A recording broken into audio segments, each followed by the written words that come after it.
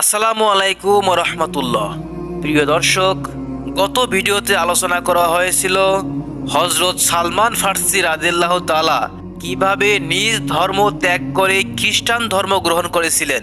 তাই আজকের ভিডিওতে আলোচনা করা হবে হজরত সালমান ফার্সি রাদিয়াল্লাহু তাআলা সেই খ্রিস্টান ধর্ম ত্যাগ করে কিভাবে ইসলাম ধর্ম গ্রহণ করলেন। তাই আপনাদের কাছে অনুরোধ থাকবে ভিডিওটি না টেনে সম্পূর্ণ দেখতে থাকুন। মহানবী হজরত মুহাম্মদ সাল্লাল্লাহু আলাইহি সাল্লাম মক্কা মুকাররমা থেকে হিজরত করে যখন মদিনায় তাইয়্যিবায় আগমন করেন, তখন হজরত সালমান ফার্সি রাদিয়াল্লাহু তাআলা মদিনায় বনু কুরাইজা গোত্রের এক ইহুদির গোলাম রূপে বসবাস করছিলেন। একদিন তিনি তার মনিবের বাগানে বৃক্ষের পরিচর্যার কাজ করছিলেন, আর তার মনিব বৃক্ষের ছায়ায় বসা ছিলেন।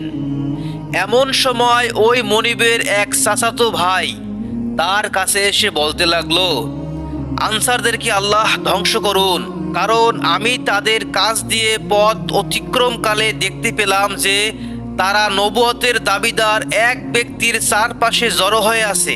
লোকটি মক্কা থেকে এসেছে এখানে।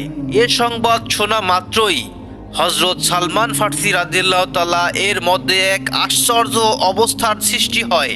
বছরের পর বছর তিনি যার সন্ধানে ঘুরে ফিরেছিলেন, যার জন্য তিনি বহু বিপদ আপদ সহ্য করেছেন এবং ধন্যাঢ্য পিতার ঘর ছেড়ে আপন গলায় গোলামের বেড়ি ধারণ করেছেন, আজ সেই মহামানবের সন্ধান পেয়ে তিনি আবেগে আত্মহারা হয়ে পড়লেন।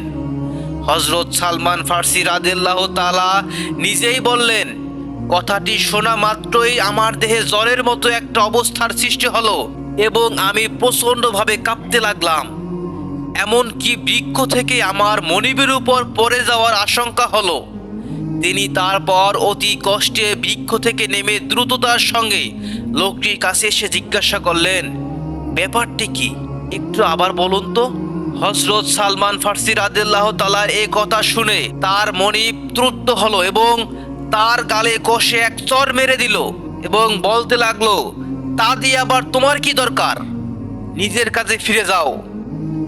হজরত সালমান ফার্সি রাদিয়াল্লাহু তাআলা সে সময়ে নিরুপায় হয়ে আবার নিজ কর্মে ফিরলেন। কিন্তু রাতের বেলা সুযোগ পেয়ে প্রিয় নবীর দরবারে হাজির হওয়ার জন্য বেরিয়ে গেলেন। রাসূলুল্লাহ সাল্লাল্লাহু আলাইহি সাল্লাম সে সময় কুবা পল্লীতে অবস্থান করছিলেন। হজরত সালমান ফার্সি রাদিয়াল্লাহু তাআলা নিজেই বললেন, যখন সন্ধ্যা হলো আমি আমার সঞ্চিত কিছু খেজুর সাথে নিয়ে রাসূলুল্লাহ সাল্লাল্লাহু আলাইহি সাল্লামের অবস্থান স্থলে অভিমুখে যাত্রা করলাম। তারপর তার দরবারে পৌঁছে তার সঙ্গে সাক্ষাৎ করে বললাম, আমার কাছে সংবাদ পৌঁছেছে যে আপনি একজন সৎ মানুষ এবং আপনার সাথে আপনার কতিপয় দরিদ্র ও অসহায় সাথী রয়েছে। আমার কাছে সৎকার জন্য রাখা কিছু খেজুর ছিল। আমি মনে করি অন্যদের চেয়ে আপনারা এগুলো পাওয়ার অধিক হকদার। এই বলে আমি খেজুরগুলি তার সামনে রাখলাম।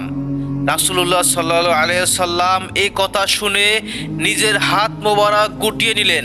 তখন আমি মনে মনে বললাম, এই হলো আখিরি নবীর একটি আলামত। তারপর আমি ফিরে এলাম। ফিরে এসে আমি আবার কিছু খেজুর সঞ্চয় করলাম।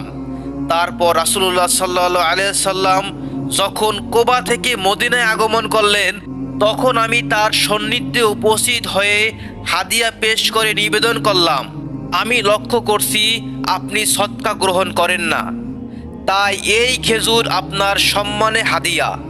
তখন রাসূলুল্লাহ সাল্লাল্লাহু আলাইহি সাল্লাম সেই খেজুর নিজেও খেলেন এবং সাহাবীদেরকেও খেতে বললেন। তখন আমি মনে মনে বললাম, এই হলো দ্বিতীয় আলামত।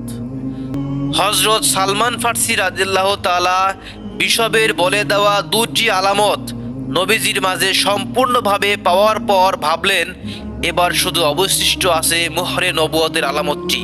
তাই অন্য আরেক দিন হজরত সালমান ফার্সি রাদিয়াল্লাহু তাআলা রাসূলুল্লাহ সাল্লাল্লাহু আলাইহি সাল্লামের দরবারে হাজির হলেন। সে সময়ে নবীজি একটি মৃতদেহের সঙ্গে জান্নাতুল বাকিতে গমন করছিলেন। হজরত সালমান ফার্সি রাদিয়াল্লাহু তাআলা মোহরে নবুয়ত দেখার অভিপ্রায়ে নবীজির পিছু নিলেন। নবীজি তার উদ্দেশ্য বুঝতে পেরে তার আপন কাঁধ মোবারক থেকে চাদরটি সরিয়ে দিলেন। হযরত সালমান ফার্সি রাদিয়াল্লাহু তাআলা মোহরে নবুয়ত দেখার জন্য এগিয়ে গেলেন এবং তা চুম্বন করে কেঁদে উঠলেন। কাঙ্ক্ষিত মহামানবকে পাওয়ার আনন্দ ছিল এই কান্না। তারপর হুজুর সাল্লাল্লাহু আলাইহি সাল্লাম তাকে সামনে বসালেন এবং তার বৃত্তান্ত জানতে চাইলেন। হযরত সালমান ফার্সি রাদিয়াল্লাহু তাআলা তার শুরু থেকে শেষ পর্যন্ত পূর্ণ বৃত্তান্ত নবীজির কাছে বর্ণনা করলেন। নবীজি অত্যন্ত আগ্রহ ও মনোযোগ নিয়ে তার বৃত্তান্ত শুনলেন এবং অভিভূত হলেন। এই ঘটনা তিনি হযরত সালমানের মুখে সাহাবীদেরকেও শোনালেন। সাহাবায়ে কেরাম এই ঘটনা শুনে যারপরনায় মুগ্ধ হলেন এবং আনন্দিত হলেন। প্রিয় দর্শক, এভাবেই হযরত সালমান ফার্সি রাদিয়াল্লাহু তাআলা ইসলাম ধর্ম গ্রহণ করলেন। আগামী পর্বে আলোচনা করা হবে হযরত সালমান ফার্সি রাদিয়াল্লাহু তাআলা কিভাবে তার দাসত্ব জীবন থেকে মুক্তি পেলেন। সে পর্যন্ত সবাই সুস্থ থাকুন, ভালো থাকুন। আল্লাহ হাফেজ।